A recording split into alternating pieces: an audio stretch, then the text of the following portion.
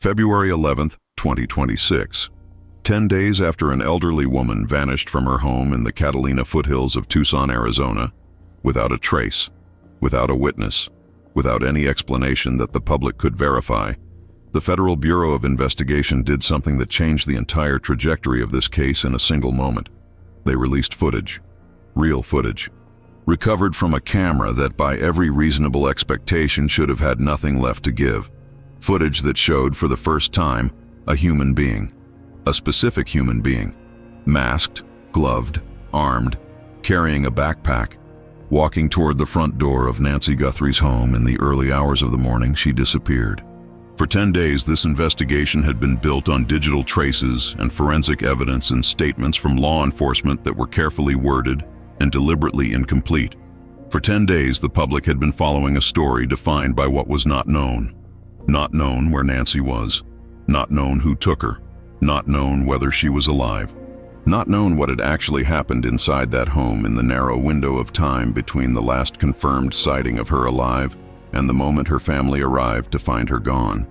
And then the footage was released, and for the first time in 10 days, the investigation had a face, or rather, it had a masked face, which is itself a profound piece of information about the person who wore that mask, about the planning that went into what happened that night, and about the kind of individual investigators we're now looking for. Within hours of that footage being broadcast to a nation of people who had been following this story from the moment it broke, law enforcement moved. A traffic stop south of Tucson, a man detained for questioning. A home in Rio Rico, Arizona, searched under a court-authorized warrant. A man who gave his name to reporters as Carlos Palazuelos standing outside his damaged front door speaking to Telemundo in Spanish, saying he had been released after several hours, saying that agents told him he resembled the person in the footage, saying he worked as a delivery driver and could not remember whether he had ever been to Nancy Guthrie's address. This is the story of the single most significant day in the investigation into Nancy Guthrie's disappearance since it began. This is the story of how the FBI recovered footage that should not have existed, what that footage tells us about who came for Nancy Guthrie in the middle of the night, and what the events of February 11th mean for the investigation going forward. If you are watching True Crime Vault for the first time, welcome. This channel is dedicated to covering real cases with the depth, the seriousness, and the respect that real people and real investigations deserve. We do not cut corners. We do not sensationalize. We follow the evidence, we follow the facts, and we follow the human story underneath every headline. Subscribe right now and hit that notification bell because this case is moving fast and every development matters. Hit the like button as well. It helps this coverage reach more people who are following this story and who deserve to have it told properly. Now let us go all the way back to the beginning, because to understand what February 11th means, you have to understand everything that led to it. Nancy Long Guthrie was born on January 27, 1942, in Fort Wright, Kentucky. She grew up in an era defined by different rhythms, different expectations, and a different relationship between communities and the individuals within them. She married Charles Guthrie, raised a family, and in the early 1970s made the decision to relocate to the Tucson area of southern Arizona. That decision would define the rest of her life. She put down roots in the desert that would span more than 5 decades. More than 50 years of community, of church, of neighbors and familiar streets, and the particular kind of belonging that comes from spending the majority of your adult life in one place. Her husband Charles died in 1988 while on a mining exploration trip in Mexico. He was 49 years old. Nancy was left to navigate the remainder of her life as a widow, and by every account available, she did so with a quiet resilience that defined her character. She remained active in her community. She attended her church every Sunday without fail. She maintained her independence with a determination that her family described as central to who she was. She was mentally sharp, engaged with the world around her, and genuinely connected to the people in her life. She had 3 children, Savannah, Annie, and Cameron.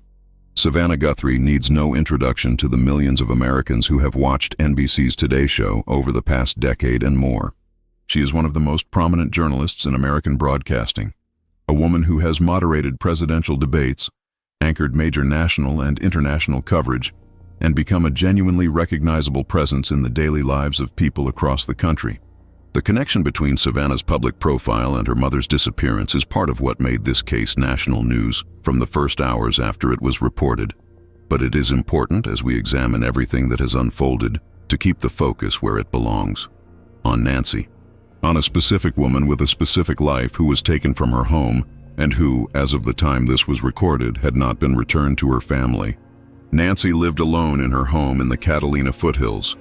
It is a residential area in the foothills of the Santa Catalina Mountains, just northeast of the city of Tucson. The community is characterized by quiet streets, desert vegetation, and the kind of atmosphere that tends to attract residents who value privacy and peace. For an elderly woman living independently, it was a setting that suited the life she had built. Her home was her own. Her routines were her own. She moved through her days with the autonomy that she had maintained throughout the decades since her husband's death. Her physical condition in early 2026 is relevant to everything that follows. Nancy had significant mobility limitations.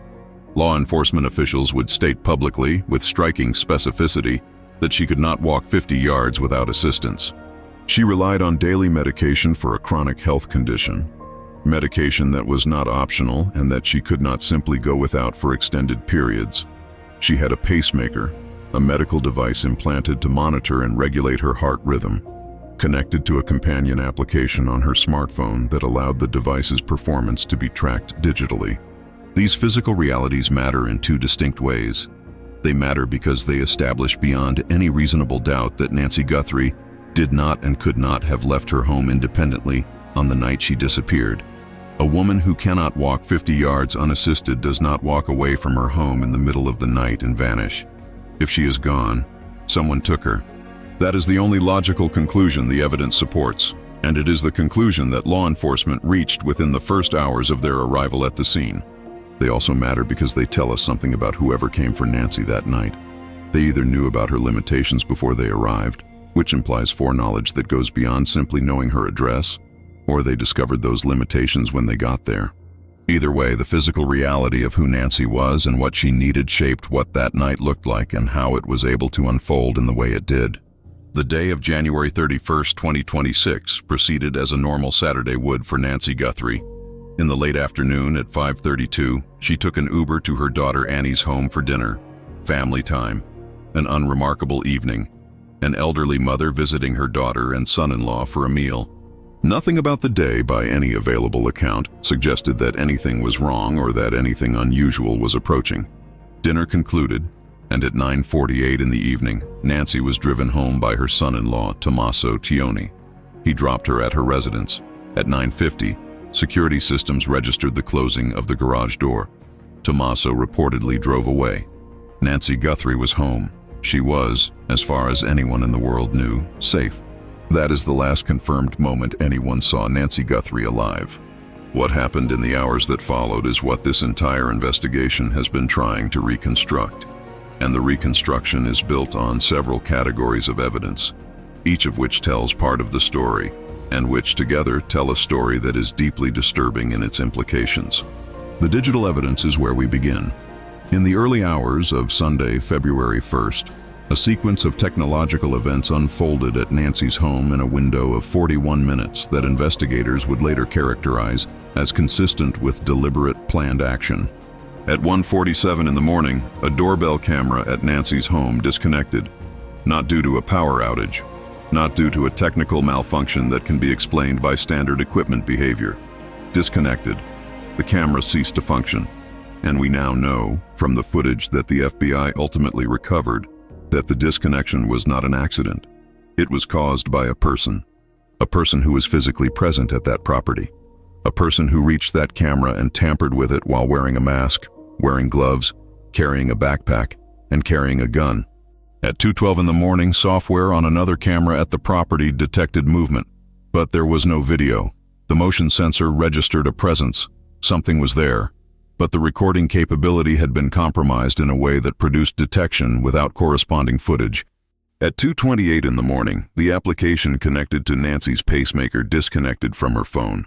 3 events, 41 minutes, each one individually potentially explainable by something other than criminal action. Together, forming a pattern that tells a specific story about what happened at that property in the deepest part of that night. The pacemaker disconnection is the detail that perhaps most vividly illustrates the medical vulnerability of Nancy Guthrie and the potential implications of what happened to her. The companion application that connects to a pacemaker typically maintains its connection automatically when the patient's phone is in proximity to the device. When that connection severs, it means something changed. The phone moved out of range, the phone was turned off, or something else occurred that broke the digital link between the device monitoring her heart and the technology through which that monitoring was being tracked. At 2:28 in the morning, 41 minutes after the first camera at her home went dark. When the family arrived around 11 in the morning on February 1st, they found a home that told a story of sudden, complete absence. Nancy was not there. Her phone was there. Her personal belongings were there. Her medication was there. There was no indication of a planned departure. There was no note. There was no sign that she had prepared to go anywhere. And the doorbell camera was not simply offline, it was gone, physically removed from its mounting on the wall. The family called 911 at 12:03 in the afternoon. Deputies arrived at 12:15. And within a short time of their arrival, the assessment made by law enforcement was unambiguous. The conditions inside the home were described as very concerning. The evidence was inconsistent with a voluntary disappearance. Homicide investigators were called in. And Pima County Sheriff Chris Nanos went before cameras and said words that the nation needed to hear clearly. He believed Nancy Guthrie had been abducted. The case shifted from a search operation to a criminal investigation on February 2nd. The FBI joined. U.S. Customs and Border Protection provided assistance. Search and rescue teams, K-9 units, drones, and aerial resources covered the area, and the forensic evidence began to be processed and returned. Bloodstains were found at or near the entrance of Nancy's home. DNA testing was conducted. The result was unambiguous. The blood was Nancy's. Video footage captured by media outlets showed what appeared to be a trail near the front door.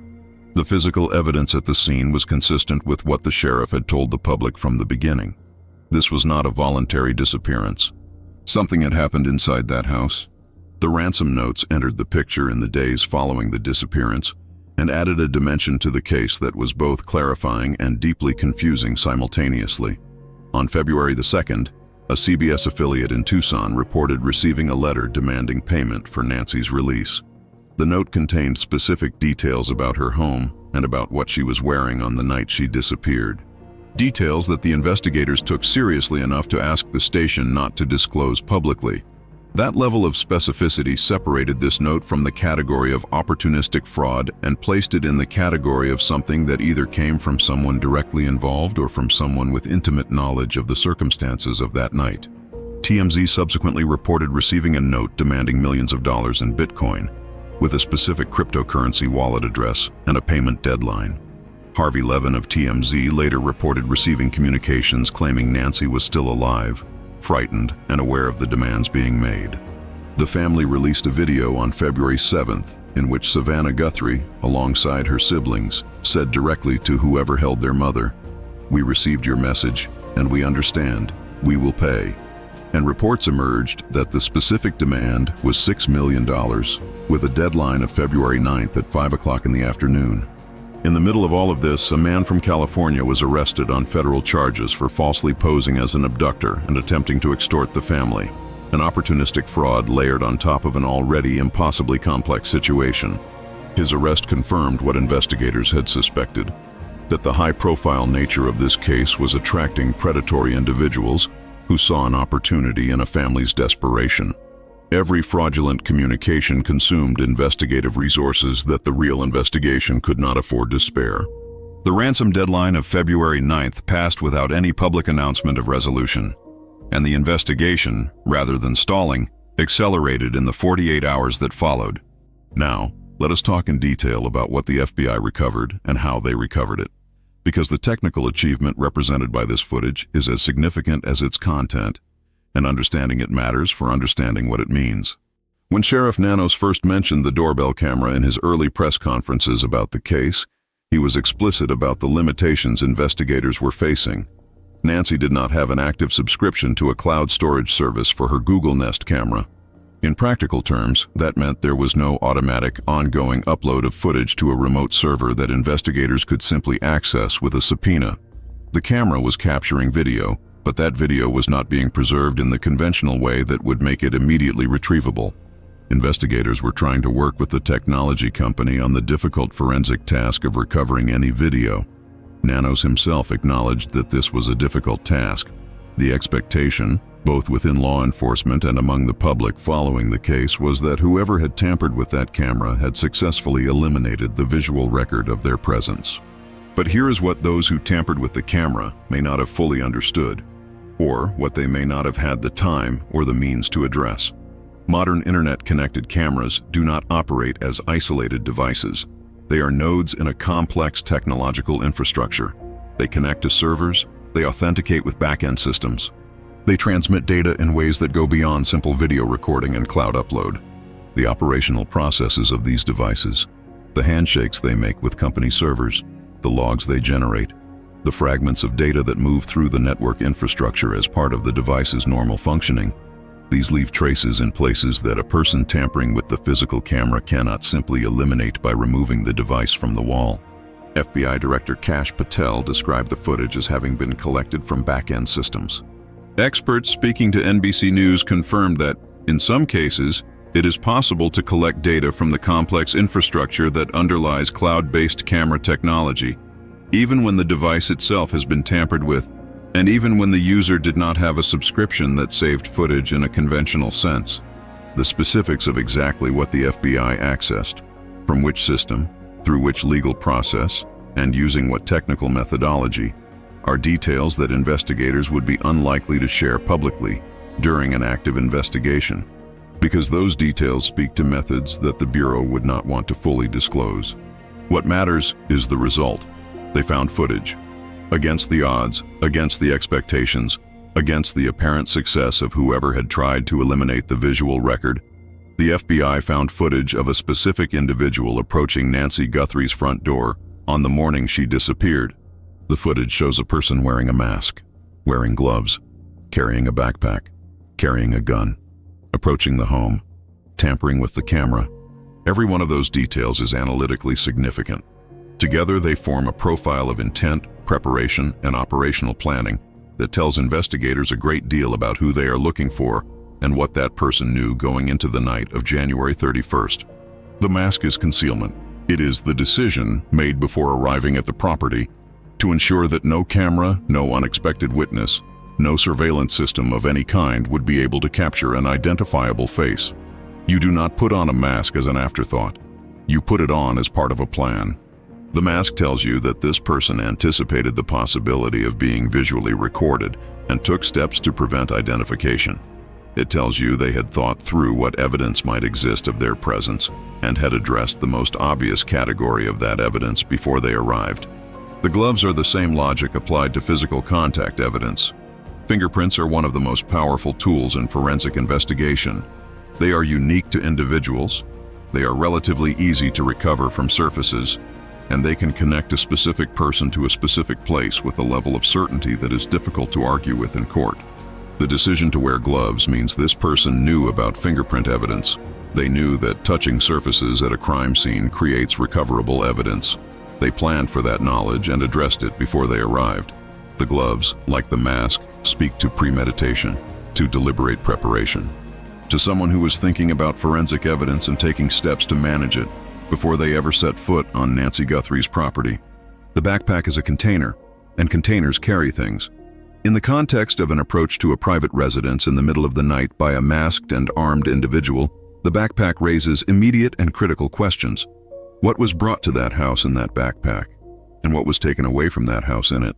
The things that might be carried in a backpack for an operation of this nature range widely. Equipment for restraining or moving a person, tools for managing the surveillance systems at the property, items specific to whatever the plan required once inside. The investigation would be deeply focused on the backpack, because whatever it contained tells part of the story of what happened inside Nancy's home. The gun changes everything. The presence of a firearm at this scene is not ambiguous in its implications. This was not a visit. This was not a conversation. This was not something that was intended to be resolved through persuasion. The gun is how control is established and maintained when other means might fail. It is the tool of last resort that the person in that footage brought with them because they had decided that if anything went differently than planned, if there was resistance, if there was an unexpected presence, if the situation required the application of force or the threat of lethal force, they would be ready for it. Whether that gun was displayed, whether it was used in any way, is something investigators have not publicly addressed. But its presence in the footage tells you something fundamental about the person who carried it and about the nature of what happened that night. The combination of all four elements, the mask, the gloves, the backpack, and the gun, gives investigators a clear picture of the kind of individual they are dealing with. This is not someone who acted impulsively. This is not someone who made a spontaneous decision. This is someone who planned, who prepared, who assembled what they needed, and who arrived at that property ready to execute a specific operation in a specific way. The level of preparation implies prior thought about evidence, prior thought about resistance, prior thought about what would be needed to accomplish the goal, and it implies, almost certainly, prior knowledge of the property itself. The prior knowledge question is central to the entire investigation. How did this person know where Nancy's camera was? How did they know enough about the layout of the property to approach it in the dark while carrying all of those things? How did they know that Nancy would be home alone that night? How did they know enough about her to select her as a target in the first place? These questions cannot be answered from the footage alone, but they frame the investigative direction in a way that points clearly towards someone with a connection to Nancy's world, a connection to her home, her routines, her social circle, her physical situation, her family's profile, or some combination of all of those things. And it is here that we have to return to one of the most significant and most carefully reported facts in this entire investigation: the court-authorized search of a home in Rio Rico, Arizona, the detention of a man during a traffic stop south of Tucson, and the statement from NBC's national law enforcement correspondent Tom Winter that the investigation into this individual had been ongoing for some time before the detention, suggesting that this was not a reaction to a single tip or a spontaneous identification, but the culmination of a developing investigative thread. The man who identified himself to reporters as Carlos Palazuelos spoke to Telemundo outside his home in Rio Rico in the aftermath of the search. His home is in a community approximately 40 miles south of Tucson and roughly 15 miles north of the Mexican border. He confirmed that the home had been searched under a warrant. He noted that his front and back doors had been damaged in the course of the search, which is consistent with the kind of rapid, urgent entry that law enforcement makes when executing a search warrant in a time-sensitive investigation. He said agents told him he resembled the person in the security camera footage released by the FBI, and he said that he worked as a delivery driver and could not specifically recall whether he had ever delivered anything to Nancy Guthrie's address. It is essential to state with absolute clarity what Carlos Palazuelos' legal status is as of the time this was recorded. He has not been charged with any crime in connection with Nancy Guthrie's disappearance. He was detained for questioning and, according to his own account, released after several hours. A search of his home was conducted under a court-authorized warrant, which means that law enforcement obtained judicial approval based on probable cause before executing that search. He is, by the foundational principles of the American justice system, presumed innocent.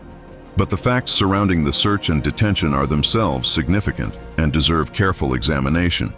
A court-authorized search warrant requires probable cause. That is a legal standard that goes beyond general suspicion. It requires a judge to determine that there is reasonable belief, supported by articulable evidence, that the location to be searched contains evidence of the crime under investigation. For a judge to sign a warrant for the search of a specific residence in Rio Rico, Arizona, in connection with the disappearance of Nancy Guthrie from Tucson, investigators had to present that judge with something specific, some piece of evidence, some connection between this individual and this location and the crime under investigation that met the legal threshold.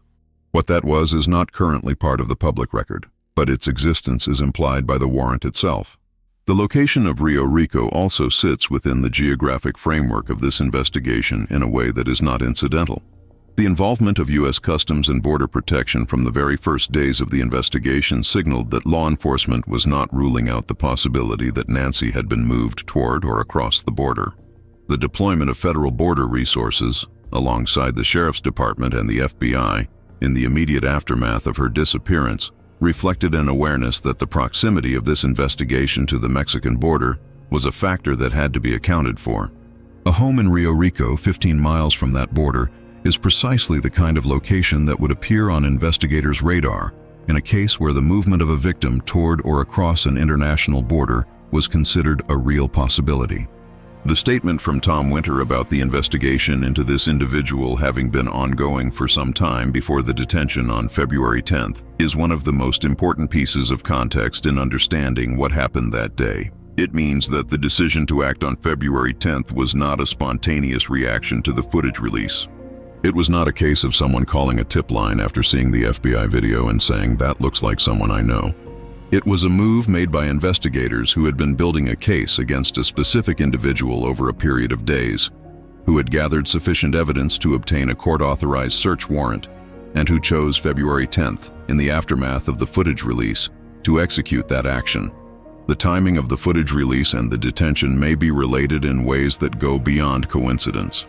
When the FBI releases footage publicly in an active investigation, that release is a deliberate strategic choice.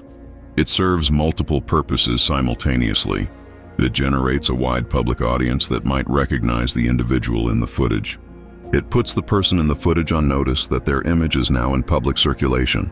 It creates pressure on anyone connected to that person to make a decision about whether to come forward with information. And it can precipitate movement. When a person who is involved in a crime sees their own image broadcast on national television, their behavior in the immediate aftermath of that broadcast can generate new evidence. If they call someone, that call is potentially intercepted. If they move, that movement can be observed and documented. If they attempt to flee, that attempt provides both new evidence and, if they are stopped, an opportunity to question them in circumstances where the pressure of the moment may produce useful information. The traffic stop south of Tucson, in the direction of the Mexican border, in the hours following the nationwide broadcast of the FBI footage, fits within this framework. Whether investigators were already tracking this individual's movements, whether the stop was the result of active surveillance that was in place before the footage release, or whether the stop was precipitated by movement that the footage release provoked, are questions the public record does not yet answer. But the result of that stop, a court-authorized search and a detention for questioning, represents the most significant investigative action taken since the initial processing of Nancy's home as a crime scene. The delivery driver detail that Carlos Palazuelos mentioned in his statement to Telemundo is worth sitting with for a long time. He said he works as a delivery driver and does not remember whether he ever delivered anything to Nancy Guthrie's address. Delivery drivers visit many addresses. In the course of a week's work, a delivery driver in a metropolitan area might visit hundreds of different residences. Not remembering a specific delivery from weeks or months prior is entirely plausible on its face. It is the kind of statement that, in isolation, has an innocent explanation. But in the context of this specific investigation, the question of who had legitimate reason to visit Nancy Guthrie's property, who had the opportunity to observe the layout of her home, to note the location of her cameras, to understand something of her routines, is absolutely central to how investigators believe the perpetrator of this crime came to have the level of knowledge about her property that the evidence suggests they had. A delivery to her address would explain access. A delivery driver who visited her home in the period before her disappearance would have seen the property, would have approached the front door, would have seen the doorbell camera, would have potentially noted other features of the home's exterior and the layout of the driveway and the entrance. That kind of incidental observation, accumulated through a routine professional visit, could provide exactly the level of familiarity with the property that the footage of the masked individual suggests the perpetrator possessed. Whether Carlos Palazuelos made such a delivery, and whether that delivery is part of the investigative thread that led law enforcement to execute a search warrant on his home, are questions that the public record does not yet answer. But the connection between the professional claim and the investigative question is one that anyone following this case closely would be sitting with. Now let us talk about the family, because throughout all of this, throughout every development and every press conference, And every forensic revelation and every ransom note and every investigative twist, there has been a family at the center of this story that has had to navigate all of it publicly while also living it privately in ways that no camera has been able to fully capture. Savannah Guthrie has been the most visible face of the family's public engagement with this investigation, for obvious reasons. She is a public figure with a platform. She is a journalist who understands how media works and how to communicate effectively in front of a camera. And she has had to deploy both of those things not in the service of her professional work, but in the service of trying to save her mother. She stepped away from NBC's Today Show. She stepped away from coverage of the 2026 Winter Olympics, one of the most significant broadcasting events of the 4-year cycle. She has appeared in videos, posted to social media, made statements to the press, all while simultaneously being briefed by investigators, consulting with advisors, managing the emotional reality of not knowing where her mother is or whether she is alive. On February 10th, the day before the FBI footage was released, Savannah posted to social media that she and her family believe her mother is still alive. She said, "We believe she is still out there. Bring her home." Those words, placed the day before the FBI footage release, take on additional resonance in hindsight. The family was being kept informed about the trajectory of the investigation. They knew or were prepared for what was coming. The public message that Nancy is still out there, released the day before footage of her attacker was broadcast nationwide, was not a coincidence. It was a coordinated communication, the family and law enforcement working in concert to shape the public moment around the release of the evidence in a way that would generate maximum useful response. The February 7th video, in which Savannah said "we will pay," was the most emotionally raw public communication the family has made throughout this investigation. It is worth returning to it in the context of everything that has happened since, because the distance between that video and the FBI footage release is only 4 days. 4 days in which investigators were continuing to build the case that led to the search warrant and the detention. What did the family know on February 7th that led them to make that statement? What were they responding to when Savannah said "we received your message and we understand"? What communication had reached them that they were acknowledging publicly? The public record does not answer these questions, but they are the questions that an investigative analysis of this case cannot avoid. The $6 million demand, the February 9th deadline, and then the silence that followed the deadline, all of that exists in a space that the public does not have full access to. What happened in the negotiation, if there was a negotiation, in the 48 hours between the deadline passing and the FBI footage release, is not something that investigators have shared with the public. The family has not described it. The silence after the deadline is its own kind of information, but it is information whose meaning we cannot yet fully assess. What we can say is that the investigation did not stall when the deadline passed. It accelerated. The footage release and the detention and the search all happened after the deadline. Whatever the connection is between the Ransom situation and the investigative developments of February 10th and 11th, the two things were unfolding simultaneously, and investigators were operating on multiple fronts at the same time. The geographic dimensions of this investigation have always been significant, and they become more significant with the revelation that the person detained for questioning lives in Rio Rico. The Sonoran Desert of southern Arizona is a landscape that offers both challenge and cover in ways that urban environments do not.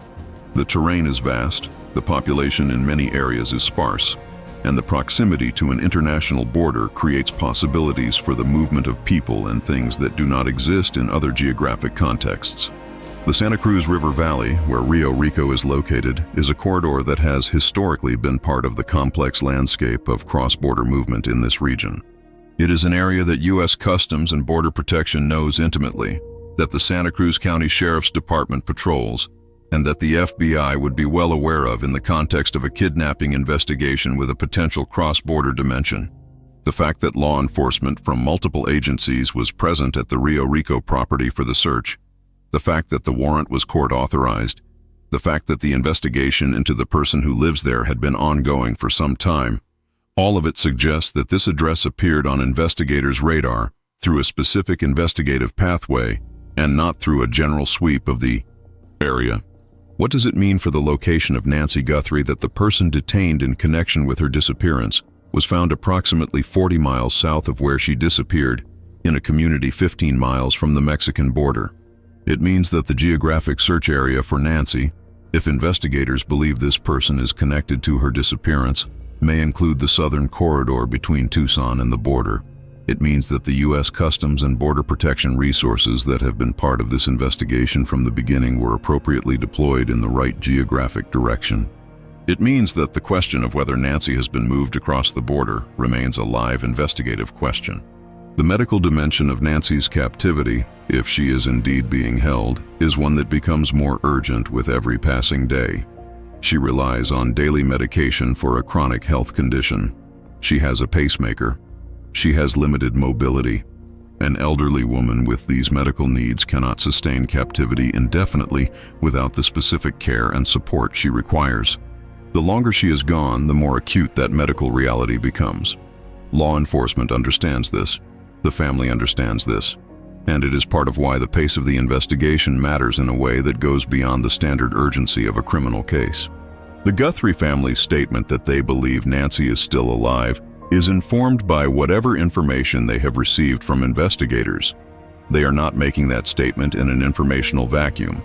They have been briefed throughout this investigation by professionals whose job is to assess exactly these situations and whose professional experience gives their assessments weight. When the family says they believe Nancy is out there, that belief is grounded in something more than hope. The events of February 11th, the footage release, the detention, the search, the statement from the man whose home was searched, represent the most significant public development in this investigation since the first press conference. For 10 days, the investigation had been building towards something. Building through the recovery of forensic evidence, through the processing of the crime scene, through the analysis of digital data, through the examination of the Ransom communications, through the development of investigative leads that the public was not fully aware of. And on February 11th, part of what had been built became visible. The footage exists. The FBI has it. It shows a real person doing a real thing at a specific time in a specific place. And that footage is now part of the evidentiary record of this case. Whatever happens next, whatever legal proceedings ultimately emerge from this investigation, that footage is a foundation that cannot be undone. The detention and release of Carlos Palazuelos represents a moment in the investigation rather than a conclusion. The fact that he was released does not mean that he is cleared. The fact that he was detained does not mean that he will ultimately be charged. What it means is that investigators believed they had sufficient reason, based on evidence gathered over a period of time, to seek a court-authorized search of his home and to question him about the case. What was found in that search and what was said or not said during the questioning will shape what comes next in ways that the public does not yet know. Tom Winter's framing of the situation is instructive. This person was not detained because somebody picked up the phone and said they thought it was him. There was an investigative process. There was a developing thread. There was evidence gathered over time that led authorities to this individual. Whether that individual is ultimately charged, whether the investigation leads somewhere else or somewhere additional, the process is ongoing and the presumption of innocence is intact. What is clear is that the investigation is not at a standstill. The FBI has footage. Investigators have been pursuing specific leads for a specific period of time. A court-authorized search has been executed at a specific property in the geographic corridor between Tucson and the Mexican border. A man has been detained for questioning and released, and a family is still waiting. On the day this was recorded, Nancy Guthrie had been missing for 11 days. An elderly woman who went to church every Sunday, who took Uber rides to have dinner with her daughter, who had built more than 50 years of life in the Arizona desert, who relied on her community and was relied upon by it. She is not a headline. She is not a statistic. She is Nancy Long Guthrie, and her family wants her home. Savannah Guthrie said it clearly on February 10th. We believe she is still out there. Bring her home. That is the call that this investigation is trying to answer. Bring her home.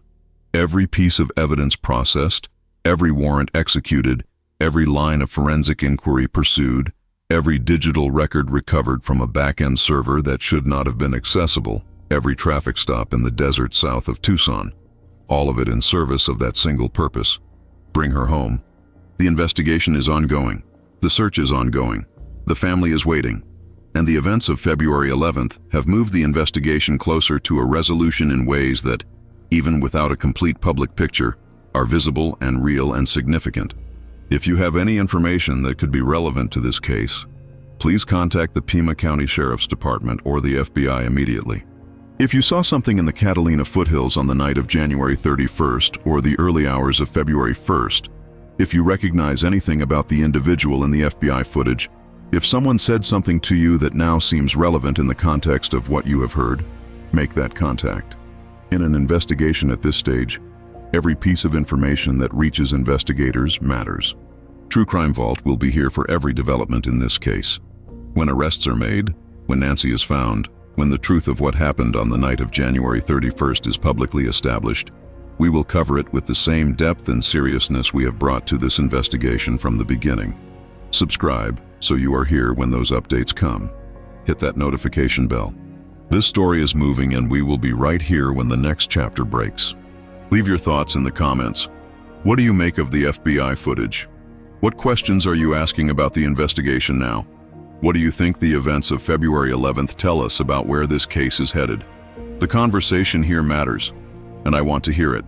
These are not just stories. These are real lives, a real family, a real woman who deserves to come home. And here at True Crime Vault, we do not stop until every case gets the truth it deserves. Stay with us.